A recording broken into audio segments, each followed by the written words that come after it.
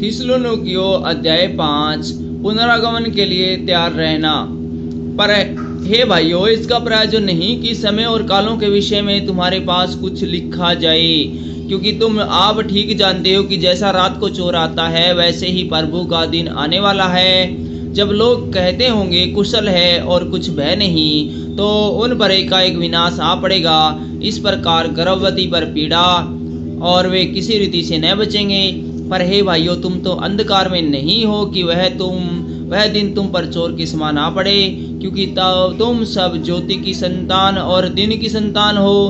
हम न रात के हैं न अंधकार के हैं, इसलिए हम दूसरों के समान सोते न रहें, पर जागते और सावधान रहें। क्योंकि जो सोते हैं वे रात ही को सोते हैं, और जो मतवाले होते हैं वे रात ही को मतवाले होते हैं। पर हम जो दिन के हैं, विश्वास और प्रेम की छीलम पहनकर और उद्धार की आशा का टोप पहनकर सावधान रहें। क्योंकि परमेश्वर ने हमें क्रोध के लिए नहीं, परंतु इसलिए ठहराया कि हम अपने प्रभु यीशु मसीह के द्वारा उद्धार प्राप्त करें। वह हमारे लिए इस कारण मरा कि हम चाहे जागते हो चाहे सोते हो, सब मिलकर उसी के साथ जिएं। इस कारण एक दूसरे को शांति दो और एक दूसरे की उन्नति का कारण बनो, जैसा कि तुम करते भी हो। कलीसिया को उपदेश। हे भाइयों, हम तुमसे विनती करते हैं कि जो तुम में परिश्रम करते हैं और प्रभु में तुम्हारे अगुवे हैं और तुम्हें शिक्षा देते हैं, उनका सम्मान करो और उसके काम के कारण प्रेम के साथ उसको बहुत ही आदर के योग्य समझो। आपस में मेल मिलाप से रहो। हे भाइयों, हम तुम्हें समझाते हैं कि जो ठीक चाल नहीं चलते उनको समझाओ।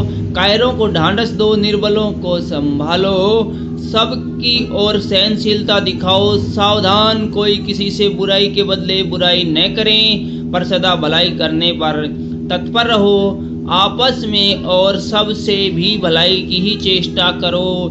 सदा आनंदित रहो, निरंतर प्रार्थना में लगे रहो। हर बात में धन्यवाद करो, क्योंकि तुम्हारे लिए मसीह यीशु में परमेश्वर की यही इच्छा है। आत्मा को न बुझाओ, भविष्यवाणी को तुच्छ न जानो, सब बातों को परखो। जो अच्छी है उसे पकड़े रहो, सब प्रकार की बुराई से बचे रहो। आशीर्वाद। शांति का परमेश्वर आप ही तुम्हें पूरी रीति से पवित्र करे, और तुम्हारी आत्मा और प्राण और देह हमारे प्रभु यीशु मसीह के आने तक पूरे हों और निर्दोष और सुरक्षित रहे। तुम्हारा बुलाने वाला सच्चा है और वह ऐसा ही करेगा। हे भाइयों, हमारे लिए प्रार्थना करो। सब भाइयों को पवित्र चुम्बनों से नमस्कार करो।